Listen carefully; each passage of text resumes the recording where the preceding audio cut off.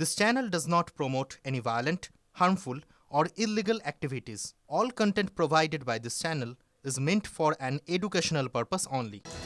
এদিকে বিধানসভা ভোট এই রাজ্যে এগিয়ে আসছে, কিন্তু ঘর গোছাতে পারেনি বিজেপি। টানাপোড়েনে আটকে রয়েছে বঙ্গ বিজেপির রাজ্য কমিটির গঠন। ভোটে লড়তে চান বেশিরভাগ নেতা, কিন্তু অনীহা সংগঠনে, এমনই খবর রাজ্য বিজেপি সূত্রে সামনে আসছে। প্রদীপ্ত, আমাদের প্রতিনিধি এই মুহূর্তে সরাসরি আমাদের সঙ্গে রয়েছেন। প্রদীপ্তর সঙ্গে আমরা কথা বলবো। প্রদীপ্ত, নির্বাচন কার্যত বলা যায় সংগঠনের দিক থেকে একেবারে দোরগোড়ায়, প্রিপারেশন সব দিক থেকে শুরু হয়ে যাওয়ার কথা, কিন্তু এখনো পর্যন্ত কমিটি গঠন হচ্ছে না।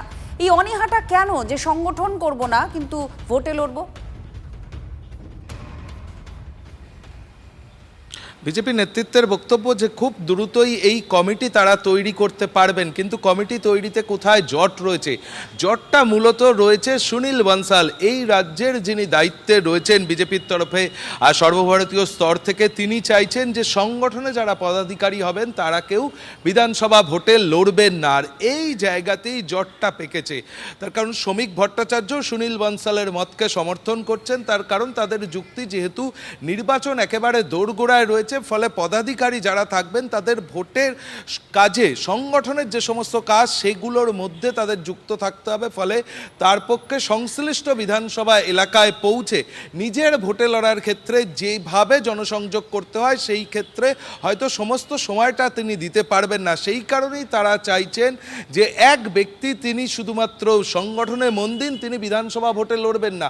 অন্য আরেকটি মতও কিন্তু এক্ষেত্রে যুক্তি হিসাবে উঠে আসছে, তা হলো যে বিধানসভা ভোটে যেহেতু বিজেপির তরফ থেকে অনেকে ভোটে লড়তে চাইছেন, ফলে সংগঠন আর যদি বিধানসভা ভোটে যারা লড়বেন তাদেরকে পৃথক করা যায়, তাহলে অনেক মানুষকেই গোটা প্রক্রিয়ার মধ্যে অন্তর্ভুক্ত করা যাবে। এই দুই দিককে সামনে রেখেই সুনীল বনসালরা চাইছেন, কিন্তু দলের অন্দরের একটা বড় অংশ তারা চাইছেন যে বিধানসভা ভোটে তারা লড়তে চান, সংগঠনের পথ না পেলেও চলবে। আর এই টানাপোড়েনের কারণেই কিন্তু রাজ্য কমিটি গঠন আটকে রয়েছে। যদিও বিজেপি নেতৃত্ব এ নিয়ে প্রকাশ্যে কিছু তারা বলছেন না, তাদের বক্তব্য যে একেবারেই এটা তাদের সংগঠনের অভ্যন্তরীণ বিষয়, ফলে যথা সময় তারা রাজ্য কমিটি গঠন করবেন এবং ভোটের প্রস্তুতি, তাদের মধ্যে সেই আত্মবিশ্বাস আছে যে যথা সময় তারা রাজ্য কমিটি গঠন করতে পারবে। কিন্তু ভেতরের খবর যা সূত্রের মারফত আমরা জানাচ্ছি, আপনাদের সংগঠন করতে রাজি না থাকলেও বিধানসভার টিকিট পেতে মরিয়া রয়েছেন, আর একটা টানাপোড়েনও চলছে দলের অন্দরে। 4 মাসের মধ্যে দ্বিতীয়বার জলপাইগুড়ি যাচ্ছেন মুখ্যমন্ত্রী, আর তার সফরের ঠিক আগে জলপাইগুড়ির অব্যবস্থার ছবি পোস্ট করলেন শুভেন্দু অধিকারী। মুখ্যমন্ত্রীর সফরের জন্য পরিষ্কার করা হয়েছে আবর্জনা স্তূপ, ঢেকে দেওয়া হয়েছে নীল সাদা কাপড়ে। এই অভিযোগ বিরোধী দলনেতার। মমতা বন্দ্যোপাধ্যায়ের শাসনে উত্তরবঙ্গ বরাবরই বঞ্চিত বলে অভিযোগ। স্বাস্থ্য থেকে নাগরিক পরিষেবা সর্বত্রই বেহাল দশা। নীল সাদা কাপড়ে কি দুর্গন্ধ বা অনুন্নয়ন ঢাকা যায়? এই প্রশ্ন তুলেছেন বিরোধী দলনেতা।